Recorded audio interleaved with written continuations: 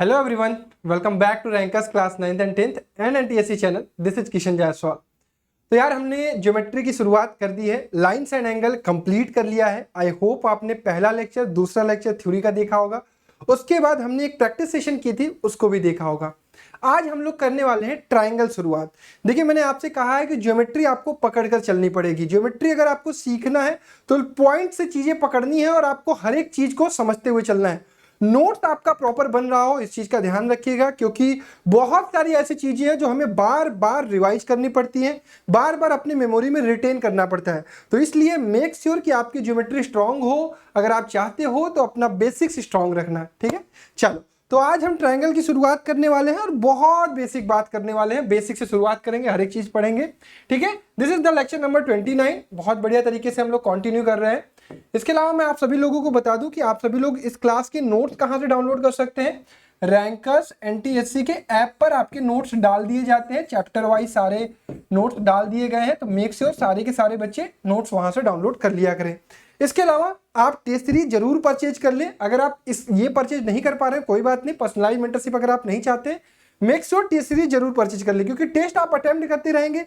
Test इतना बढ़िया design किया गया स्टेज के अकॉर्डिंग कि प्रिपरेशन के साथ साथ आपका मैनेजमेंट भी चलता रहेगा, ठीक है। चलो, इसके लिए आपको क्या करना है, एनटीएससी का ऐप डाउनलोड करना है, वहां से जाकर चीजें कर लेनी है। डन।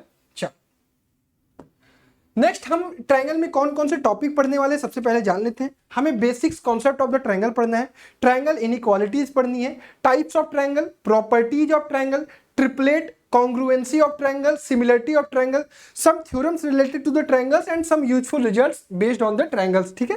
तो सारी चीजें हम करेंगे और बहुत बढ़िया तरीके से चीजों को करेंगे। तो मेक श्योर यार आप चैप्टर को बहुत ध्यान से पढ़िएगा, ठीक है। चलिए स्टार्ट करें। ग्रेट। तो यार ट्रायंगल आपको नाम सुनकर क्या लगता है कि ट्राइंगल की बात हो रही है? एकदम आराम से समझेंगे। ट्राइंगल, देखिए अभी तक हम लोग एक लाइन और पॉइंट की बात कर रहे थे, तो उसमें हम लोग मिनिमम 2 पॉइंट ले रहे थे, तो हमारे पास क्या बन रहा था, एक लाइन बन जा रही थी।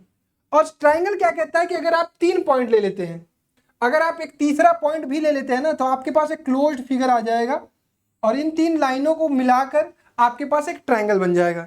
ये ट्राइंगल है, त्रिकोण। त्रिकोण का मतलब आपके पास 3 एंगल बन रहे होंगे, एक एंगल ये, एक एंगल ये और एक एंगल ये। तो यही होता है आपका ट्राइंगल। ये एक पॉलीगॉन है। पॉलीगॉन मतलब बहुभुज, इसे हिंदी में क्या कहते हैं आई डोंट रिमेंबर, बट ये एक पॉलीगॉन है, बहुभुज शायद कहते हैं ना, हाँ। तो जिसके 3 साइड हैं, इसलिए इसे हम क्या कहते हैं, ट्राइंगल कहते हैं, ठीक है। क्लियर। तो ट्राइंगल में आपको अगर बेसिक में ट्राइंगल बनाओ, मान लीजिए ये ट्राइंगल है, तो आपके पास ये 3 पॉइंट होते हैं जिनका यूज करके आपने ये ट्राइंगल बनाया है। तो ये हो गया ए पॉइंट, मान लीजिए इसकी नेमिंग हमने कर दी, बी लिख दिया, इसको सी लिख दिया, ठीक है। इनमें कुछ चीजें होती है जो कि आपको फटाफट से मैं बता देता हूं। ये जो कॉर्नर है जहां पर ये चीजें मिल रही हैं, इसे हम कहते हैं वर्टेक्स। क्या कहते हैं? वर्टेक्स कहते हैं। ये जो चीज है, ये जो चीज है, ये है साइड, ठीक है बच्चा। ये वर्टेक्स, ये साइड, और ये जो बन रहा है ये है एंगल, ठीक है। Space between 2 sides is called angle, ठीक है। This is angle. तो सारी चीजें बेसिक्स मैंने लाइंस एंड एंगल में भी पढ़ाई थी, तो वो चीज आपको कंटिन्यू रखनी है, ठीक। अब इस साइड लेंथ को भी हम एक नेम देते हैं। सपोज इसका हमने नेम ले दिया, आई होप सी लेंथ दे दिया, इसका नेम दे दिया बी और इसका नेम दे दिया ए। ये क्या है, यहां से यहां तक की लेंथ है, ठीक है। ये साइड लेंथ है, सी साइड लेंथ है, बी साइड लेंथ है। दैट इज एकदम बेसिक अबाउट द ट्रायंगल, जो कि आपको पता होना चाहिए, ठीक है। ग्रेट। अब अगर मैं ट्रायंगल की बात करूंगा तो आपके पास 3 एंगल बन रहे हैं, ठीक है। 3 एंगल बन रहे हैं। ये ए है, ये बी है, ये सी है। ये एंगल है आपका, ये एंगल है आपका, और ये एंगल है, ठीक। सबसे बेसिक बात कि भाई तीनों एंगल का सम कितना होता है, the sum of all interior angle of triangle. ध्यान रखिएगा, इंटीरियर एंगल की बात कर रहे हैं। The sum of all interior angle of triangle is called, है is called कहाँ से आ गया, डेफिनेशन थोड़ी लिख रहा है, is 180 डिग्री, ठीक है। क्लियर है। इन तीनों का सम कितना होता है, 180 डिग्री होता है। ये बेसिक सी बात है। अब यहाँ पर जो एंगल और साइड में कुछ रिलेशन होता है, ए के सामने वाली साइड को हम नेम देते हैं ए लेंथ का, ठीक है, बी के सामने वाली साइड को हम देते हैं बी लेंथ का, और सी के सामने वाली साइड को हम देते हैं सी लेंथ का। अब एक बात मेरी ध्यान से सुनिएगा, जो एंगल बड़ा होगा उसके सामने वाली साइड बड़ी होगी, ठीक है। अगर एक रिलेशन निकालेंगे एंगल और साइड में तो ऐसे निकलता है, सपोज आपके पास if angle A is less than angle B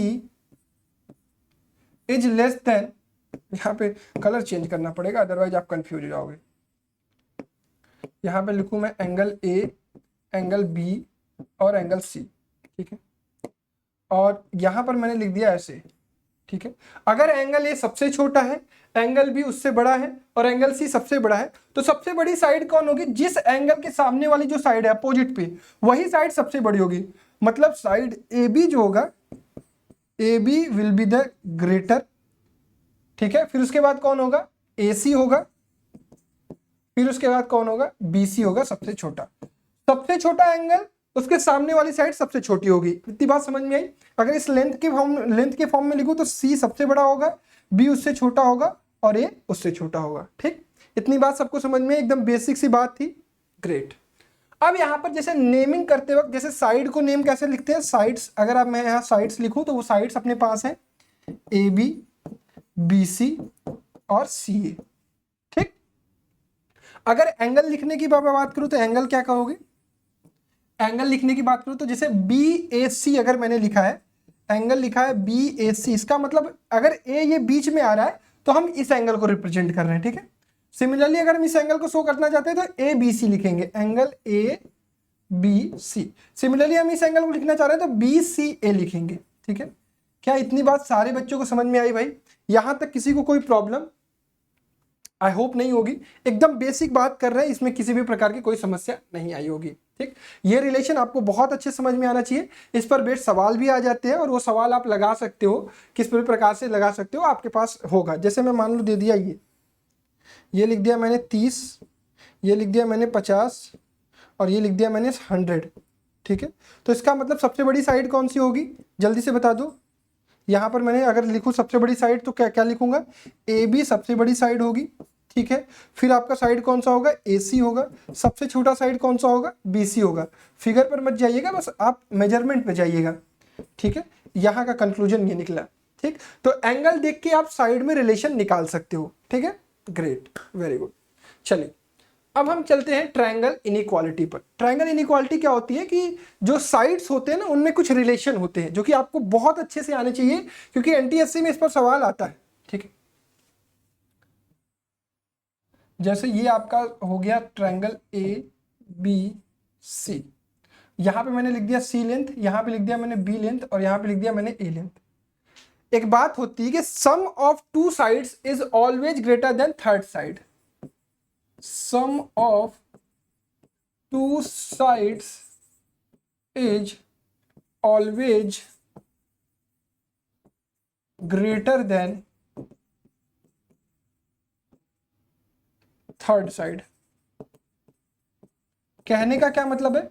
किसी भी दो साइड का सम अगर आप लोगे ना, वो हमेशा थर्ड साइड से ज्यादा ही आएगा। अगर ऐसा नहीं हो रहा है तो वो ट्रायंगल नहीं है, ठीक है, क्लियर। अगर ऐसा नहीं हो रहा है तो वो ट्रायंगल नहीं है। एक सेकेंड, हाँ। तो यहां पर अगर मैं बात करूं तो हमारे पास तीन चीजें निकल कर आएंगी। पहली चीज निकल कर आएगी कि भैया अगर आप देखोगे तो ए प्लस सी जो होना चाहिए वो ग्रेटर देन बी होना चाहिए, ए प्लस बी जो होना चाहिए वो ग्रेटर देन सी होना चाहिए, और b प्लस सी जो होना चाहिए वो ग्रेटर देन a होना चाहिए, ठीक है। ये बेसिक बात है, बहुत ध्यान से समझ लीजिएगा इसको, ये बहुत इंपॉर्टेंट चीज है। एक और पॉइंट होता है डिफरेंस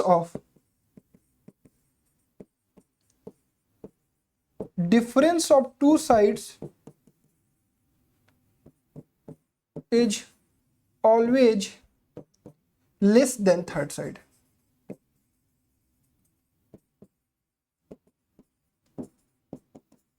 ठीक है, बहुत ध्यान से समझिएगा इस बात को। यहां पे डिफरेंस की बात हो रही है। डिफरेंस हमेशा जो होता है ना, डिफरेंस हमेशा क्या होता है? जैसे मैं आपको कहूं 3 और 5 में डिफरेंस पता करो कितने का है, तो आप -2 नहीं दोगे। डिफरेंस क्या होता है कि कितने का डिफरेंस है उसमें, तो दो चीजों का डिफरेंस है, 2 का डिफरेंस है।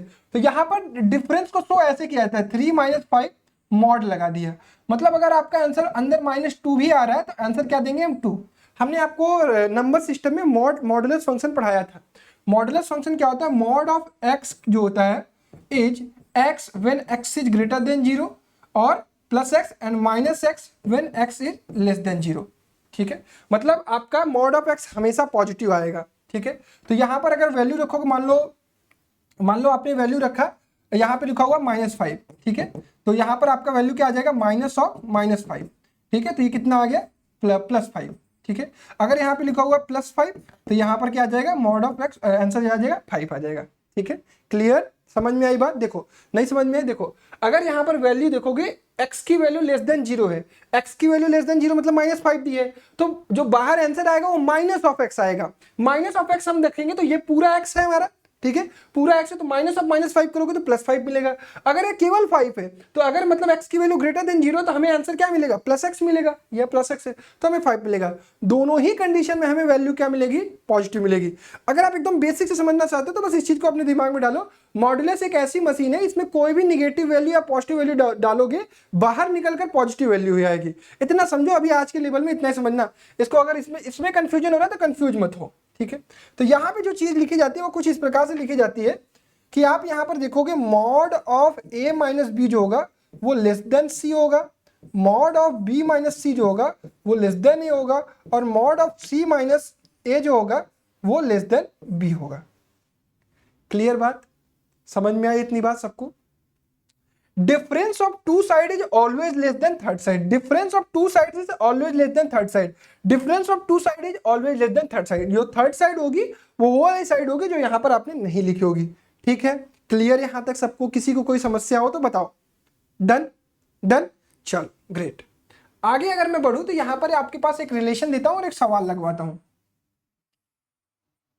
जैसे ये ए है, ये ए है, ये बी है, ये सी, तो यहां मैंने ए लिख दिया, यहां बी लिख दिया और यहां सी लिख दिया।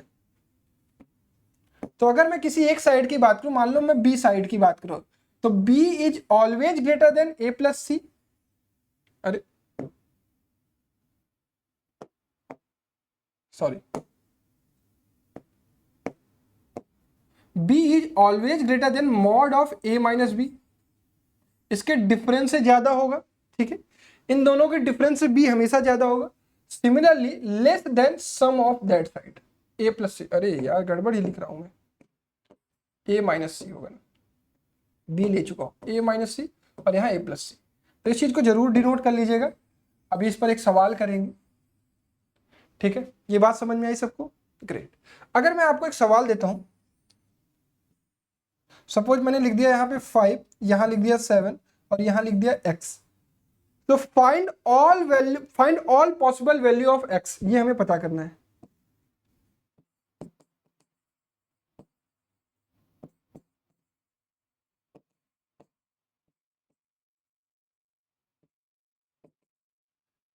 ठीक है, x की क्या क्या वैल्यू पॉसिबल है, इंटीग्रल वैल्यू हमें देनी है। ठीक है, integral value, find all possible integral value. जब इंटीग्रल कह रहे हैं तो हमें नंबर्स में बात करना है, पॉइंट में भी चीजें आ सकती है बट हम यहाँ नंबर्स की बात कर रहे हैं। ठीक है, चलिए देखते हैं इस सवाल को। तो हम कह सकते हैं कि मॉड ऑफ 5 माइनस 7 जो होगा वो लेस देन किससे होगा, थर्ड साइड x के, और लेस देन किससे होगा, 5 प्लस 7 के। क्लियर है, मतलब ये कंफर्म है कि इससे छोटा होगा और इससे बड़ा होगा। ठीक है, 5 माइनस 7 मॉड के अंदर है तो यहाँ -2 हो जाएगा और ये आ जाएगा x और ये हो जाएगा 12। -2 है तो यहाँ पे आंसर क्या आएगा, 2 आएगा और ये x होगा और ये होगा 12। मतलब कौन कौन सी वैल्यूज पॉसिबल है, कहोगे 3 है, 4 है, 5 है, 6, 7, 8, 9, 10, 11। इतनी इंटीग्रल वैल्यूज पॉसिबल है जो कि यहाँ पर x को रख दोगे और ट्रायंगल सेटिस्फाई करेगा, ट्रायंगल की कंडीशन को फुलफिल करेगा। ठीक है बच्चा, क्लियर है यहाँ तक सबको, किसी को कोई दिक्कत है तो बताओ। नहीं, डन, ग्रेट, वेरी गुड। चलिए अब हम बात करने वाले हैं टाइप्स ऑफ ट्रायंगल्स की, जो कि बहुत इंपॉर्टेंट है। इसमें हम 3-4 टाइप, 2 तरीके से टाइपिंग मतलब कि क्लासिफिकेशन करते हैं। एक तो साइड के बेसिस पर करते हैं और एक तो एंगल के बेसिस पर करते हैं। ठीक है, जो क्लासिफिकेशन किया जाता है वो 2 बेसिस पर किया जाता है। पहला साइड के बेसिस पर हम करेंगे, ठीक है, और दूसरा हम किसके बेसिस पर करेंगे, एंगल के बेसिस पर। ठीक है, नोट करते चलिएगा, आराम से समझते चलिएगा। तो पहला ट्रायंगल हम पढ़ने वाले हैं स्केलेन ट्रायंगल। ठीक है, स्केलेन ट्रायंगल, बहुत सारे बच्चों को प्रॉपर्टीज नहीं याद होती, तो मेक श्योर आप समझते हुए चलिएगा। A triangle in which none of the two sides are equal is called a scalene triangle. ये एक ऐसा ट्रायंगल होगा, यहां पर ए बी और सी, ये मान लीजिए आपका सी है, ये आपका बी है और ये ए है। ठीक है, तो होता क्या है इसमें, A is not equal to B is not equal to C, कोई भी दो साइड बराबर नहीं होता है। ठीक, क्लियर है इतनी बात? Great. All the three angles are also different, मतलब कह रहा है कि angle A is not equal to angle B is not equal to angle C, तीनों एंगल भी डिफरेंट होते हैं। अगर तीनों साइड डिफरेंट हो तो इतना याद रखिएगा, तीनों साइड डिफरेंट हो तो तीनों एंगल भी डिफरेंट होंगे। ठीक है, क्लियर है? चल बहुत बढ़िया, आगे बढ़े, यहां तक किसी को कोई समस्या नहीं होनी चाहिए। आगे हमारा आइसोसेलेस ट्रायंगल, इसमें बहुत सारी प्रॉपर्टीज लिखी गई हैं, तो इसलिए मैंने लिख कर ला दिया ताकि आपको प्रॉपर्टीज सारी लिखी हुई मिल जाए, उसमें कोई भी चीज छूटे ना आपकी। ठीक है, बट समझाऊंगा आपको हर चीज। ठीक है, आइसोसेलेस ट्रायंगल, ये नाम है इसका, आइसोसेलेस ट्रायंगल। ठीक है, आइसोसेलेस आपका सेकेंड ट्रायंगल होता है। इनमें क्या होता है, कोई दो साइड इक्वल होती है। सपोज ये ए है, ये बी है और ये सी है, तो अगर ये साइड इस साइड के बराबर है, या ये साइड इस साइड के बराबर है, या ये साइड इस साइड के बराबर है, any two, minimum two side अगर बराबर है, तो उस ट्रायंगल को हम क्या कहेंगे, आइसोसेलेस ट्रायंगल कहेंगे। ठीक है, पहली बात क्या लिखी हुई है, a triangle in which at least two side, कम से कम दो साइड, मतलब इक्विलैटरल ट्रायंगल जो होता है ना, वो भी आइसोसेलेस होता है। A triangle in which at least two sides are equal is called an isosceles triangle. Great. दूसरी बात लिखी गई है, in this triangle the angle opposite to the congruent sides are equal. ठीक है, कॉन्ग्रुएंट साइड्स, कॉन्ग्रुएंट मतलब क्या होता है, एकदम same to same, same size, same length, same breadth, same height, same shape, same सब कुछ सेम।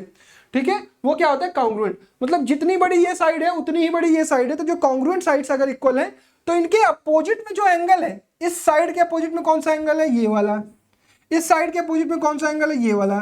तो एंगल इस, अगर मैं इसकी बात करूं तो angle A B C is equal to angle A C B होगा। ठीक है, एंगल ए सी बी जो होगा वो एंगल ए बी सी के बराबर होगा। अगर ये दोनों साइड्स बराबर हैं इस आइसोसेलेस ट्रायंगल के, तो ये दोनों एंगल इक्वल होंगे। अगर सपोज ये दोनों साइड्स होते ना बेटा, तो ये वाला एंगल और ये वाला एंगल बराबर होते हैं, और अगर ये दोनों साइड्स होते तो ये वाला एंगल और ये वाला एंगल। ठीक है, क्लियर यहां तक? ग्रेट। थर्ड पॉइंट लिखी गई है, two medians and two altitudes are equal. Median और एल्टीट्यूड अभी मैं आपको आगे पढ़ाऊंगा। मीडियन क्या होता है कि मान लीजिए आपने इस वर्टेक्स से एक, मान लीजिए वो ड्रॉ किया, क्या, एक लाइन ड्रॉ की जो इस साइड को बाइसेक्ट करती हो, हाफ हाफ पार्ट में डिवाइड करती हो, तो वो लाइन क्या कहलाती है, मीडियन कहलाती है। तो यहां पर दो मीडियन और दो एल्टीट्यूड बराबर होते हैं, तो ये वाले मीडियन, यहां से आपने इस साइड पर ड्रॉ किया मीडियन, और यहां से आपने इस साइड पर ड्रॉ किया मीडियन, तो यहां पर ये इसके बराबर होगा, ये इसके बराबर होगा, और ये जो मीडियन है ना, ये दोनों मीडियन बराबर होगी। ठीक है, इसके अलावा एल्टीट्यूड क्या होता है, इस वर्टेक्स से आप सामने वाली साइड पर एक परपेंडिकुलर ड्रॉ करते हो, इस वर्टेक्स से एक सामने वाली साइड पर एक परपेंडिकुलर ड्रॉ करते हो। सपोज तुमने क्या किया, यहां से ड्रॉ किया एक परपेंडिकुलर ये, ठीक, और यहां से ड्रॉ किया एक परपेंडिकुलर ये, तो ये कह रहा है कि जो दो मीडियन है, दो एल्टीट्यूड है, ये दोनों एल्टीट्यूड भी इक्वल होंगे। ठीक है, तो आइसोसेलेस की प्रॉपर्टी है। अगर अभी नहीं समझ में आ रहा कोई बात नहीं, ये अभी उतना इंपॉर्टेंट नहीं, बस इसको लिख लीजिएगा जरूर, दो मीडियन और दो एल्टीट्यूड इक्वल होते हैं। Internal bisector of two angles are equal. Internal bisector भी दो एंगल के इक्वल होते हैं। सपोज यहां से आपने इस एंगल का बाइसेक्टर ड्रॉ किया ये, और यहां से इस एंगल का बाइसेक्टर ड्रॉ किया ये। ठीक है, तो ये जो बाइसेक्टर है ना, ये वाली लाइन और ये वाली लाइन, एंगल बाइसेक्टर, वो दोनों एंगल बाइसेक्टर बराबर होंगे। ये सारी चीजें प्रूव की जाएंगी आगे। ठीक है, चलिए ये भी done. Bisector of the vertical angle bisect the base and perpendicular to the base. Very important, इसको लिख लीजिए, इसको अपने अपने कॉपी में लिख लीजिए, बहुत काम की चीज है ये। अब मैं यहां समझाने जा रहा हूं, इसको ध्यान से समझ लीजिएगा। कह रहा है कि ये जो एक वो वाला vertex bisector of the vertical angle bisect the base and perpendicular to the base. अब ये जो दोनों साइड्स जहां से निकल रही ना, इससे आपने क्या किया, ड्रॉ किया बाइसेक्टर, वर्टिकल एंगल बाइसेक्टर, इसका बाइसेक्टर, ये एंगल और ये एंगल अगर बराबर है, ठीक है, तो उस केस में क्या होता है, बाइसेक्ट द बेस, इस बेस को बाइसेक्ट भी करेगा ये, ठीक है, इस बेस को बाइसेक्ट भी करेगा, साथ ही साथ ये परपेंडिकुलर भी होगा। क्लियर है, बेस को बाइसेक्ट भी करेगा, साथ ही साथ परपेंडिकुलर होगा, मतलब ये एल्टीट्यूड है। ठीक है, क्लियर है, bisector of the vertical angle bisect the base and the perpendicular to the base. Done, बहुत इंपॉर्टेंट है। May be acute, may be obtuse, may be right angle triangle. तो जो आइसोसेलेस ट्रायंगल हो सकता है वो एक्यूट भी हो सकता है, ऑब्ट्यूज भी हो सकता है, और आपका राइट एंगल ट्रायंगल कुछ भी पॉसिबल है।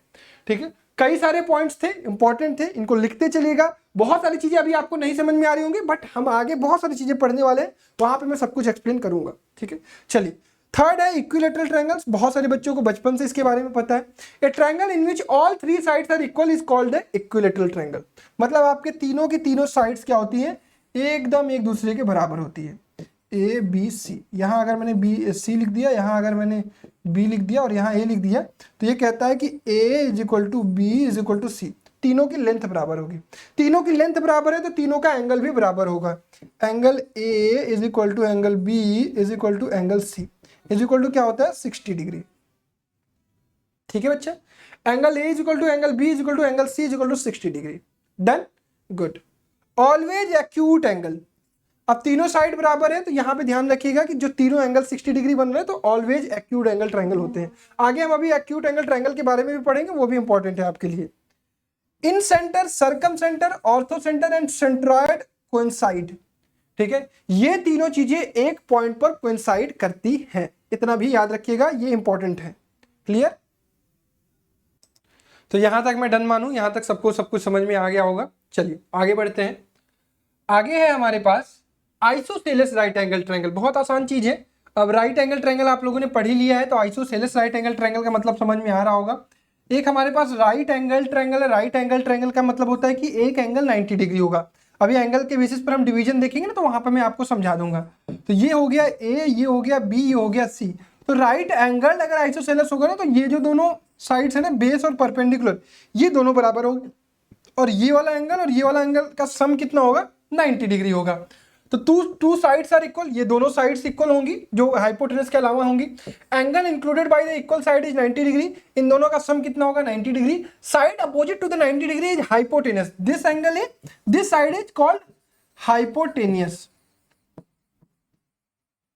ठीक है, and is the greatest side, ये सबसे बड़ी साइड होगी, ये भी ध्यान रखिएगा। चौथी बात, median to the hypotenuse is half of the hypotenuse.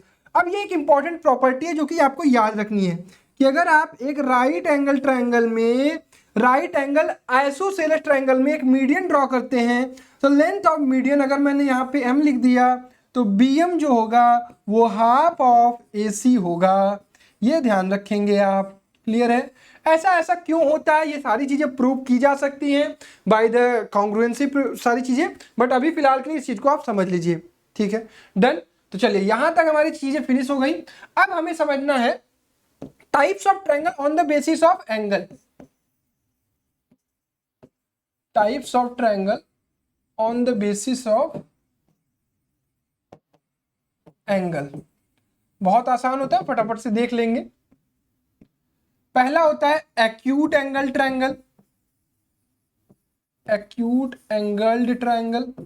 अच्छा, जब हम एक्यूट एंगल ट्रायंगल को समझेंगे तो इस चीज को गौर करिएगा कि तीनों एंगल क्या होने चाहिए, एक्यूट होने चाहिए।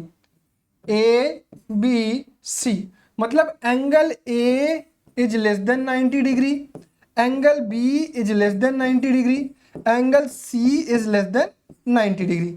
ये हमेशा होना चाहिए कि तीनों के तीनों एंगल क्या होने चाहिए, लेस देन 90 डिग्री होने चाहिए। अच्छा, अगर मैं साइड लेंथ की बात करूं तो ये आपका मान लीजिए ए बी सी है, तो ये सी हो गया, और ये आपका बी हो गया, और ये हो गया है। अगर आपका एक ट्रायंगल ऐसा है, if side C is greatest, अगर आपको ये पता चल गया कि साइड सी जो है सबसे बड़ा है, तो आपके पास एक रिलेशन आती है जिससे आप लेंथ से भी ये चीज पता कर सकते हैं कि ये एक्यूट एंगल ट्रायंगल होगा या नहीं होगा।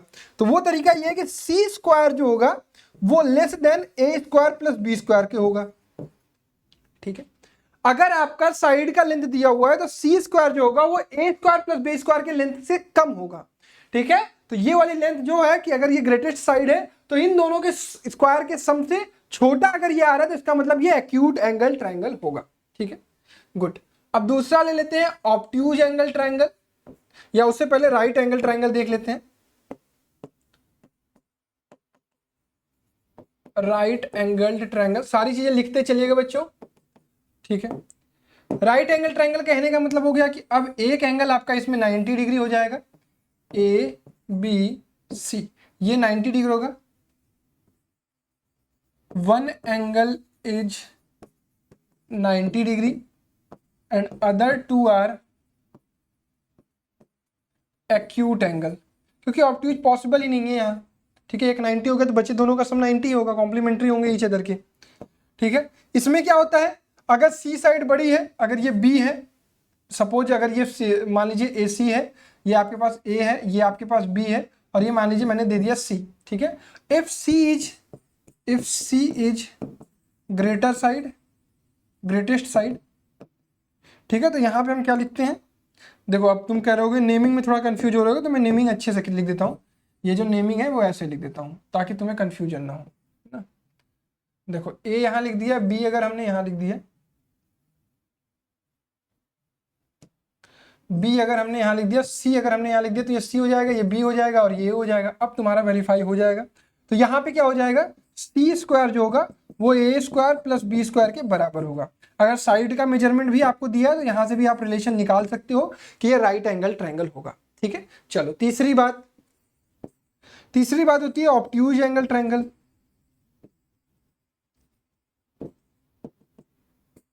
ठीक, ऑब्ट्यूज एंगल ट्रायंगल क्या कहता है कि भाई if one angle is obtuse, कोई एक एंगल अगर आपको ऑब्ट्यूज मिल गया तो वो क्या हो जाएगा, ऑब्ट्यूज एंगल ट्रायंगल। इसके अलावा तो आपके दोनों एंगल एक्यूट ही होंगे।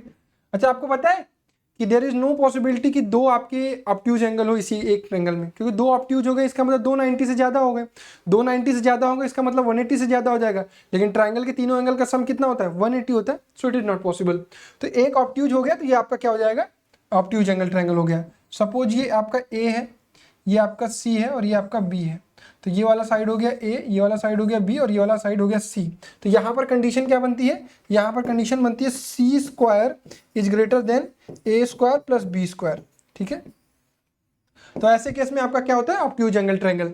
अब सिंपली समझ सकते हैं कि अगर ये थर्ड साइड जो ग्रेटेस्ट साइड है, अगर इन दोनों की स्क्वायर के सम से छोटी है तो वो एक्यूट एंगल ट्रायंगल फॉर्म करेगी। अगर इन दोनों के सम के स्क्वायर के बराबर है तो वो राइट एंगल ट्रायंगल फॉर्म करेगी। अगर ग्रेटर है तो उस केस में क्या फॉर्म करेगी भाई, ऑब्ट्यूज एंगल ट्रायंगल।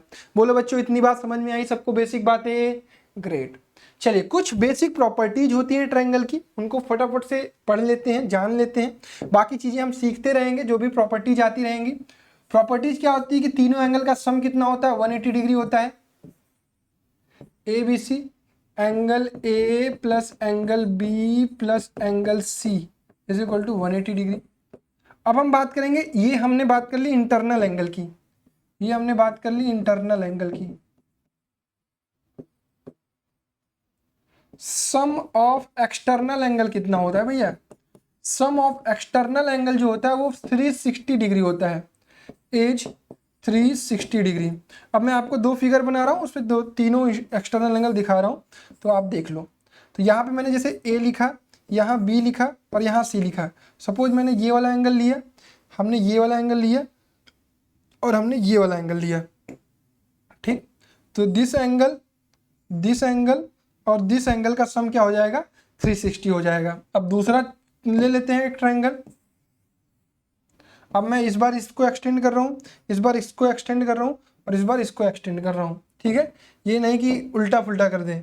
इसका सम और इसका सम कितना हो जाएगा, ए बी सी एंगल का एक्सटर्नल एंगल का सम कितना हो जाएगा, 360 डिग्री। इसको याद रखिएगा, ठीक है। इंटरनल एंगल के तीनों एंगल का सम कितना होता है, 180 डिग्री। एक्सटर्नल एंगल का सम कितना होता है, 360 डिग्री, ठीक है। क्लियर है, ग्रेट। जो एक्सटर्नल एंगल होता है वो अपोजिट दोनों एंगल से ग्रेटर होता है, लेकिन यहाँ पे मैं लिखवा दे रहा हूँ। हालांकि इसको हम और आगे भी पढ़ेंगे, लेकिन यहाँ पर ही पढ़ लेते हैं सबसे पहले A B C. Suppose this is an external angle X, this is suppose angle A, angle B और एंगल सी। तो ये जो एक्स के अपोजिट में दोनों एंगल इंटरनल एंगल है ना, sum of external angle is equal to sum of two opposite internal angle.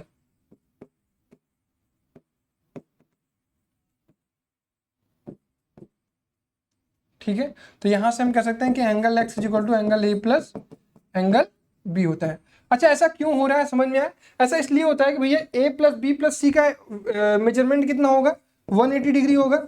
A plus B plus C is equal to 180 degree होगा। यहाँ पे देखोगे तो angle C plus angle X भी कितना होगा, 180 होगा। लीनियर पेयर फॉर्म कर रहा है, तो यहाँ से एंगल सी की वैल्यू रख दोगे, या फिर यहाँ से तुम सी की वैल्यू यहाँ से निकाल के रख दो वहाँ, तो सी इज इक्वल टू क्या हो जाएगा, 180 माइनस ए प्लस बी हो जाएगा।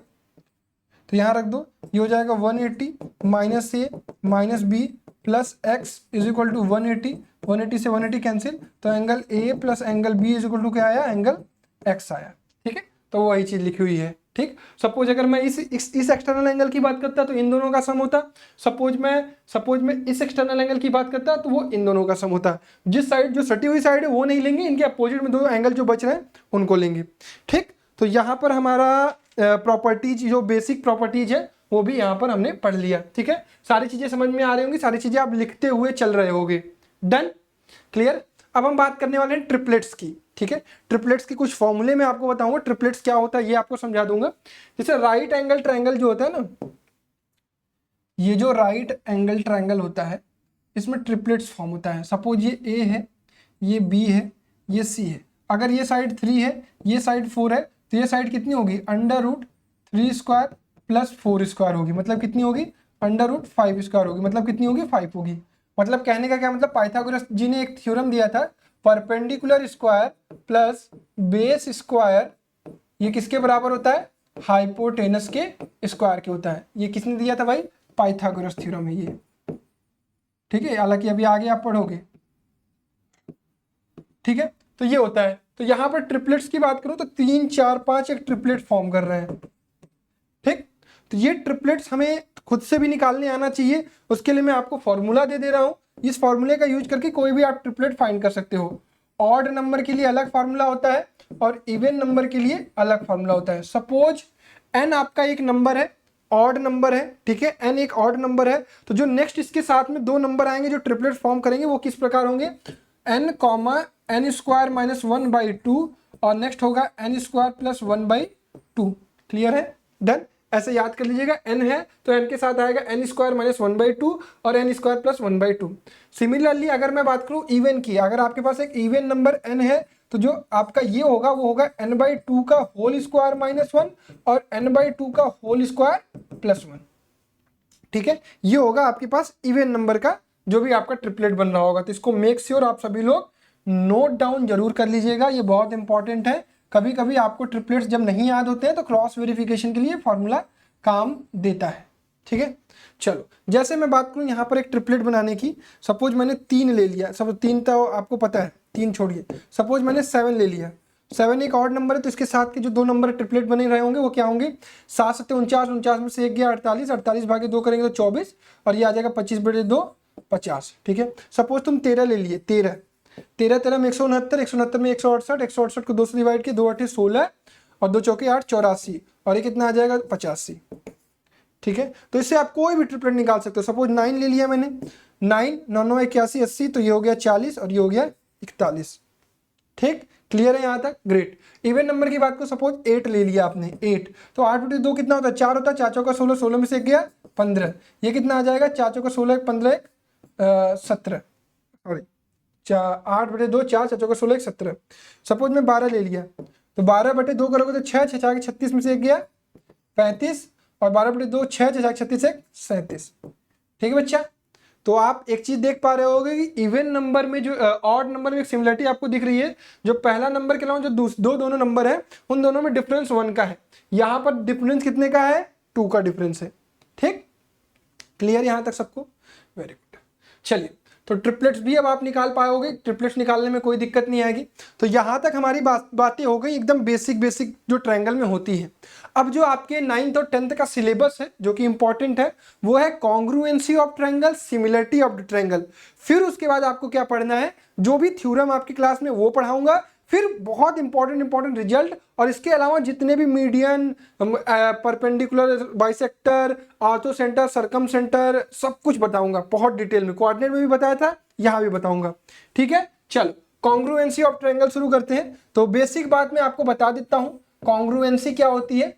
जैसे सपोज करो ये एक हमारे पास सर्कल है, ठीक, ये एक छोटा सर्कल है, तो ये दोनों सर्कल आपको एक तरह के दिखाई दे रहे हैं, तो ये कॉन्ग्रुएंट नहीं है, ये सिमिलर है। ठीक है, ये क्या है, सिमिलर है। तो मतलब जिसके सेम साइज और सेम शेप होता है ना, same size and same shape होगा, तभी वो क्या होंगे, कॉन्ग्रुएंट होंगे। ठीक, यहां पे केवल क्या है, सेम शेप है। ठीक, ये सेम शेप है, ये सर्कल है, ये भी सर्कल है, तो ये दोनों फिगर क्या हुए, सिमिलर हुए। अगर मैं बात करता हूं आपके पास, एक मैंने सर्कल ले लिया 5 सेंटीमीटर का, और दूसरा भी सर्कल मैंने ले लिया 5 सेंटीमीटर का, तो यहां पे क्या हो गया, same shape and same size, तो ये दोनों फिगर क्या हो गए, कॉन्ग्रुएंट होंगे। कॉन्ग्रुएंट में आपको एक चीज और देखने को मिलती है कि आप क्या करोगे, इस फिगर को उठाकर काट कर अगर इसके ऊपर रखोगे तो पूरी तरह से इसको ढक देगा, ना ही कुछ खाली रहेगा ना ही कुछ बचा रहेगा। ठीक है, क्लियर, ग्रेट, ना ही बाहर जाएगा। ठीक, तो सेम साइज जब होता है तो वो कॉन्ग्रुएंट होता है, केवल सेम शेप होता है तो क्या होता है, सिमिलर होता है। ठीक, बेसिक सी बात है, ये कॉन्ग्रुएंट होता है और ये हो गया सिमिलर की बात। दुनिया में जितने भी सर्कल होते हैं सभी के सभी सिमिलर होते हैं, दुनिया में जितने भी इक्विलेटरल ट्रायंगल होते हैं सभी के सभी सिमिलर होते हैं, दुनिया में जितने स्क्वायर होते हैं सभी के सभी सिमिलर होते हैं, दुनिया में जितने रेक्टेंगल होते हैं सभी के सभी सिमिलर होते हैं। ठीक है, तो इस तरह की प्रॉपर्टीज होती है जो कि आपको अपने ध्यान से दिमाग में कॉन्सेप्ट क्या डालना है, कॉन्ग्रुएंट मतलब सेम शेप सेम साइज, और अगर सिमिलर की बात होगी तो केवल शेप सेम होना चाहिए, साइज डिफर कर सकता है, छोटा बड़ा हो सकता है, हाँ सेम रेशियो में होने चाहिए, तो छोटा बड़ा होगा तो सेम रेशियो तो होंगे ही। ठीक है, तो ये चीज समझ में आ गई सबको, ग्रेट। चलिए अब हमें जो पढ़ना है वो पढ़ना है कॉन्ग्रुएंसी ऑफ ट्रायंगल पढ़ना है।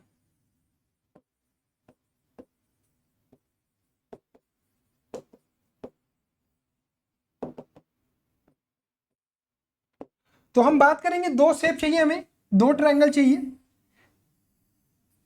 ये हो गया ए, ये हो गया बी, ये हो गया सी। एक और ट्रायंगल ले लीजिए, ये हो गया पी, ये हो गया क्यू, ये हो गया आर। ठीक है, ए बी सी और पी क्यू आर। ठीक, देखिए ए बी सी और ट्रायंगल और पी क्यू आर, इनमें कुछ चीजें होंगी जो हमको पता करनी है, तब हम प्रूव कर पाएंगे कॉन्ग्रुएंसी होगी। ये साइड है, ये साइड है।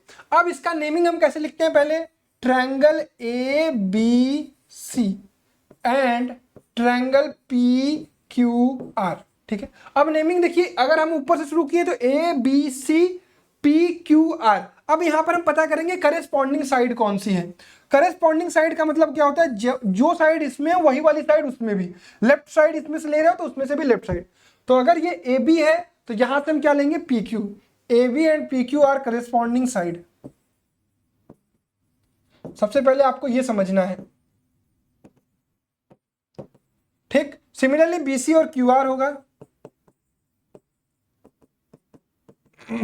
सिमिलरली एसी और या सीए और पी आर होगा। ठीक, करेस्पॉन्डिंग एंगल भी अब आप इस तरह से बता सकते हो, एंगल ए जो होगा, angle A corresponding to angle B होगा, एंगल सिमिलरली एंगल बी जो होगा वो एंगल क्यू के करेस्पॉन्डिंग होगा, और एंगल सी जो होगा वो एंगल आर के करेस्पॉन्डिंग होगा। ठीक, दो ट्रायंगल करेस्पॉन्डिंग कब कहलाते, दो ट्रायंगल कॉन्ग्रुएंस कब कहलाएंगे, ये सबसे पहले आपको पढ़ना है। तो दो ट्रायंगल कॉन्ग्रुएंस तब कहलाएंगे जब आपका ए बी साइड जो होगा वो बी सी साइड के बराबर होगा, और अरे यार बी सी नहीं, corresponding side, A B side जो होगा वो पी क्यू के बराबर होगा, बी सी जो होगा वो क्यू आर के बराबर होगा, और ए सी जो होगा वो आपका पी आर के बराबर होगा। अगर आपको ये चीज मिल जाती है तो आप कह सकते हो कि दो ट्रायंगल आपस में क्या हो जाएंगे, कॉन्ग्रुएंट हो जाएंगे। ग्रेट। अगर ऐसा मिलता है तो यहां से आप कंक्लूजन भी एक चीज निकाल सकते होगे कि एंगल ए जो होगा वो एंगल पी के बराबर होगा, एंगल बी जो होगा वो एंगल क्यू के बराबर होगा, और एंगल सी जो होगा वो एंगल आर के बराबर होगा। ये हमने कैसे निकाला? अगर दो ट्रायंगल कॉन्ग्रुएंट है तो इनको हम डिनोट कैसे करते हैं ये भी बता दूं मैं। इनको डिनोट ऐसे करते हैं, triangle A B C congruent triangle P Q R. ठीक है, नेम से ही सारी चीजें लिखी जाती है। अब देखो, अब यहां पे देखो तुम्हें एक चीज समझ में आएगी। ये देखो ए बी जो है वो पी क्यू के बराबर है, देखो बी सी जो है वो क्यू आर के बराबर है, देखो, और ए सी जो है वो पी आर के बराबर है। तो नाम से भी आप चीजों को देख पा रहे होगे कौन किसके बराबर होगा। एंगल ए एंगल पी के बराबर है, एंगल बी एंगल क्यू के बराबर है, एंगल सी एंगल आर के बराबर है। ठीक, तो ये तीनों साइड अगर आपस में एक दूसरे के बराबर हैं तो हम कह सकते हैं कि दो ट्रायंगल कॉन्ग्रुएंट है। नीचे बराबर का साइन, ऊपर आपको एक ऐसे तिरछी सी लाइन बना देनी है। ठीक है, क्लियर? तो ये होगी कॉन्ग्रुएंसी। अगर दो ट्रायंगल कॉन्ग्रुएंट आपको मिल गया तो आप by CPCT, by CPCT, CPCT क्या होता है? Corresponding part of congruent triangle, corresponding part of congruent triangle. इसको लिख लेना, कभी कभी फुल फॉर्म पूछ लेता है, एनसीईआरटी एनटीएससी वाले बहुत कलाकार हैं। Corresponding part of congruent triangle से आप कह सकते हो कि अगर तीनों साइड्स एक दूसरे के बराबर हैं तो by CPCT we can say that angle A जो होगा एंगल पी के बराबर होगा, एंगल बी जो होगा एंगल क्यू के, एंगल सी जो होगा एंगल आर के। ठीक, क्लियर? अगर मान लीजिए आपको मैंने एक चीज दे दिया, ट्रायंगल ए बी सी जो है वो कॉन्ग्रुएंट है ट्रायंगल क्यू पी आर के, तो अब ये नहीं कि आप यहाँ पे वही वाला अपना ढर्रा अपनाएंगे। आपको यहाँ नेम अगर दिया गया तो ए बी जो होगा वो क्यू पी के बराबर होगा, ठीक है, बीसी जो होगा वो पी आर के बराबर होगा, और एसी जो होगा वो क्यू आर के बराबर होगा। अगर आप इसका फिगर बनाना चाहोगे, सपोज आपने नेमिंग ऐसे कर दी, ए यहां लिखा, बी यहां लिखा और सी यहां लिखा, तो पी क्यू आर समझ लो। अगर आपने पी क्यू आर यहां भी लिखा हुआ है, पी क्यू आर ऐसे लिखा हुआ है, तो अब आपको करेस्पॉन्डिंग कैसे समझना है? देखो, आप ए बी सी यहां शुरू किए हो, ए बी और सी, ठीक है, और आप यहां पे क्या कर रहे हो? Q P R, Q P R, तो यहां पे क्यू पी आर, ठीक है, ऐसे रहेगा। अब यहाँ पे A B side Q P के बराबर है, B C side Q R के बराबर है, बीसी साइड पी आर के बराबर है, और एसी साइड क्यू आर के बराबर है। करेस्पॉन्डिंग एंगल की बात करूं तो यहाँ पे कहोगे कि एंगल ए जो होगा वो एंगल क्यू के बराबर होगा, एंगल बी जो होगा वो एंगल पी के बराबर होगा, और एंगल सी जो होगा एंगल आर के बराबर होगा। ध्यान ये रखिएगा, ये वाली साइड के अपोजिट में जो एंगल है वही इस वाली साइड के अपोजिट वाले एंगल के बराबर होगा। ये वाली साइड और ये वाली साइड अगर बराबर है ना, तो इसके अपोजिट में जो एंगल बन रहा है ये एंगल और ये एंगल ही बराबर होंगे। इस कॉन्सेप्ट को समझना बहुत जरूरी है, क्योंकि जब कॉम्प्लेक्स फिगर आएगा ना वहां पे आप फंसोगे। तो इसलिए ध्यान रखेंगे, जो साइड अगर ये दोनों साइड बराबर है, ये दोनों करेस्पॉन्डिंग साइड बराबर है, तो इसके अपोजिट में जो एंगल है वो दोनों अपोजिट एंगल बराबर होंगे। अगर ये दोनों साइड बराबर है केवल, तो इसके अपोजिट का जो एंगल है ना, इसके अपोजिट में जो एंगल बना वो दोनों इक्वल बराबर होंगे। ठीक है, तो बेसिक चीजें समझ में आ गई होंगी। अब जो कॉन्ग्रुएंसी होती है ना, वो केवल आपको तीनों साइड से नहीं होती है, इसके 5 प्रॉपर्टी है, 5 तरीके से आप कॉन्ग्रुएंसी प्रूव कर सकते हो। मैं लिख रहा हूं, इसको आप अपने अपने कॉपी में डिनोट करिएगा। पहला है ट्रिपल एस, दूसरा है एस ए एस, तीसरा है ए एस ए, चौथा है ए ए एस, और पांचवा है आर एच एस। ठीक है, ट्रिपल एस मतलब side side side, S A S मतलब side angle side, A S से मतलब एंगल साइड एंगल, और ए एस मतलब एंगल एंगल साइड, और आर एच एस मतलब राइट एंगल हाइपोटेन्यूस साइड। ठीक है, चलो एक एक को समझते हैं बहुत ध्यान से। ट्रिपल एस कहता है कि अगर तीनों साइड बराबर है, साइड साइड साइड, ठीक है, पहला ट्रिपल एस हम पढ़ने जा रहे हैं, बहुत ध्यान से समझेंगे। अगर एक ट्रायंगल है ए बी सी और दूसरा ट्रायंगल है पी क्यू आर, तो हम यहां से कह सकते हैं कि ए बी अगर if A B is equal to P Q, if B C is equal to Q R, और C A is equal to R P, then we can say that by triple S theorem, ये एक theorem है, 5 theorem से आप prove कर सकते हो दो ट्रायंगल की congruency. By triple S theorem we can say that triangle A B C जो होगा वो कॉन्ग्रुएंट होगा ट्रायंगल पी क्यू आर के। अब इसके बाद आपको जो रिजल्ट चाहिए आप ले सकते हो। एंगल बी जो होगा वो एंगल क्यू के बराबर होगा, एंगल सी जो होगा वो एंगल आर के बराबर होगा, एंगल ए जो होगा वो एंगल पी के बराबर होगा बाई सीपीसीटी। तो बाई सीपीसीटी आप क्या कंक्लूजन निकाल सकते हो यहां से, by CPCT you can say that angle A जो होगा वो एंगल पी के बराबर होगा, एंगल बी जो होगा वो एंगल क्यू के बराबर होगा, एंगल सी जो होगा वो एंगल आर के बराबर होगा। ठीक, इतनी चीजें सबको समझ में आई। Triple S side side side वाला थ्योरम है, ये पहला थ्योरम। ठीक, ग्रेट। दूसरी चीज है S A S, side angle side. अगर सपोज मैंने दो ट्रायंगल आपको दे दिए A B C P Q R, अगर आपको दिया गया है A B is equal to P Q, B C is equal to Q R, और आपको दिया है angle B is equal to angle Q, तो by S A S, sorry by S A S, triangle A B C जो होगा वो congruent होगा triangle P Q R के। अब इतना ध्यान रखेंगे कि ये दोनों साइड अगर आपने ली तो इंक्लूडेड एंगल याद रखिएगा, एंगल जो होगा angle which include both side,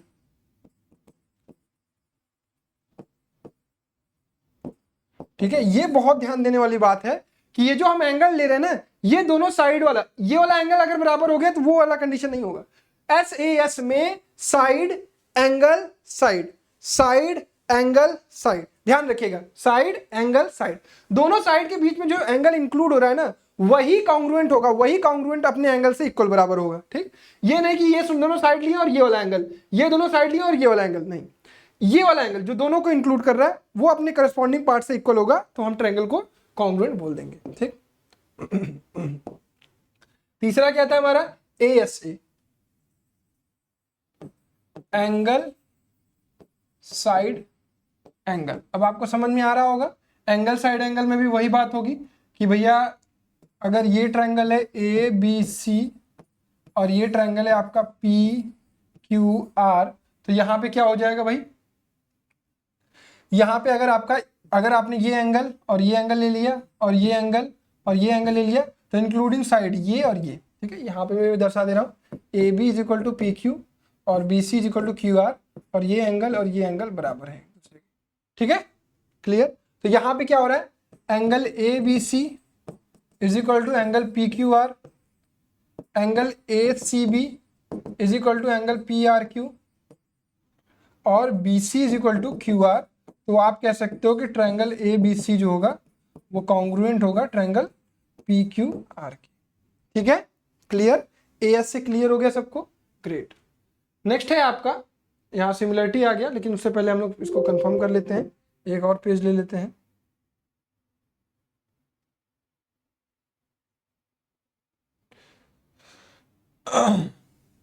next है हमारा ए एस ना, ए एस,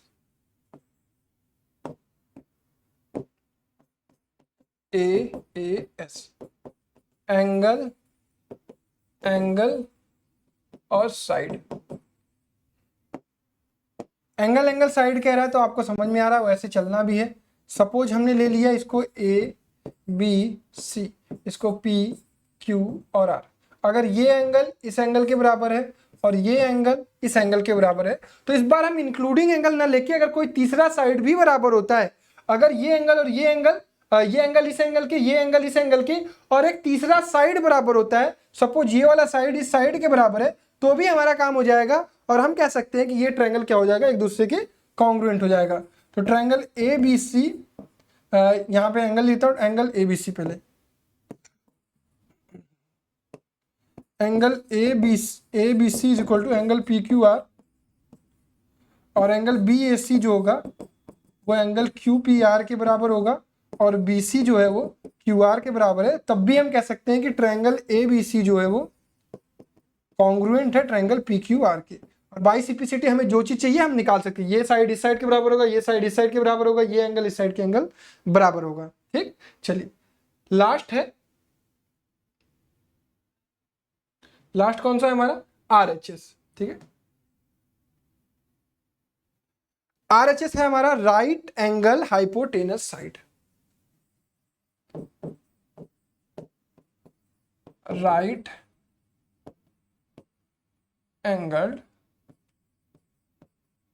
हाइपोटेनियस साइड। अगर दो राइट एंगल ट्रायंगल आपने बनाए ऐसे, ठीक है, यहां पे लिख लिया ए, यहां लिख लिया बी, यहां सी, यहां पी, यहां क्यू, यहां आर। एक आपका 90 डिग्री एंगल होना चाहिए, angle A B C is equal to angle P Q R is equal to 90 degree. Hypotenuse एक दूसरे के बराबर होनी चाहिए, अगर A C is equal to Q R है, और आपका कोई एक साइड अगर बराबर हो गया, B C is equal to Q R हो गया, ठीक है। ये केवल राइट एंगल ट्रायंगल्स के थ्योरम में ही पॉसिबल होगा। 90 डिग्री, एक हाइपोटेनियस और एक कोई साइड अगर बराबर है, उस कंडीशन में भी आप कह दोगे ट्रायंगल ए बी सी जो होगा वो कॉन्ग्रुएंट होगा ट्रायंगल पी क्यू आर। देखो ए एस तो होता है, एक हिसाब से देखोगे तो ये भी क्या है, एस एस ए है, लेकिन ये केवल और केवल 90 डिग्री के लिए एप्लीकेबल है, ध्यान रखिएगा, केवल और केवल राइट हैंड साइड के लिए, राइट एंगल हाइपोटेनियस साइड के लिए, ठीक है। क्लियर है? तो यहां तक कॉन्ग्रुएंसी तक सबको समझ में आई चीजें? बताइए, सारी चीजें डन है यहां तक? डन? कॉन्ग्रुएंसी ऑफ ट्रायंगल तक डन हो गया। तो आज आपका काम क्या है? आज आपको एनसीईआरटी खोलनी है अपनी, ठीक है, यहीं तक आज फिनिश करेंगे। आज आपको अपनी एनसीईआरटी खोलनी है क्लास 9th वाली, उसमें जितने भी थ्योरम हैं उनको देखना है, कैसे प्रूव किया गया वो देखना है, ठीक है। देखोगे तभी समझ में आएगा। हालांकि ये चीजें याद रहेंगी, आपका काम हो जाएगा। एनटीएससी में ऑप्शनल सबसे क्वेश्चन आएंगे, लेकिन आपको थ्योरम देखना है। जितने भी एनसीईआरटी के सवाल दिए गए उनको जरूर एक बार लगाइए, ठीक है, लगाकर मुझे कमेंट बॉक्स में जरूर बताइएगा, ठीक है। चलो, तो आज का सेशन यहीं पर समाप्त करते हैं, और जो भी बच्चे टेस्ट सीरीज में जुड़ना चाहते हैं एज सून एज पॉसिबल जुड़ जाएं, ठीक है। इस क्लास का नोट्स आपको कहाँ मिलेगा? आपको रैंकर्स एनटीएससी के एप्लीकेशन पर मिलेगा, तो जाकर वहां से आप डाउनलोड कर सकते हो, ठीक। चलिए, तो ये ट्रायंगल का पहला लेक्चर था। कल दूसरे लेक्चर में हमारी मैक्सिमम थ्योरी फिनिश हो रही होगी, फिर नहीं भी होगी तो तीसरे लेक्चर में होगी, फिर चौथा लेक्चर हम क्या करेंगे? प्रैक्टिस सेशन, ठीक है। चलो, वीडियो देखने के लिए बहुत बहुत धन्यवाद। अपना ख्याल रखिए। Bye bye everyone, love you all and जय हिंद।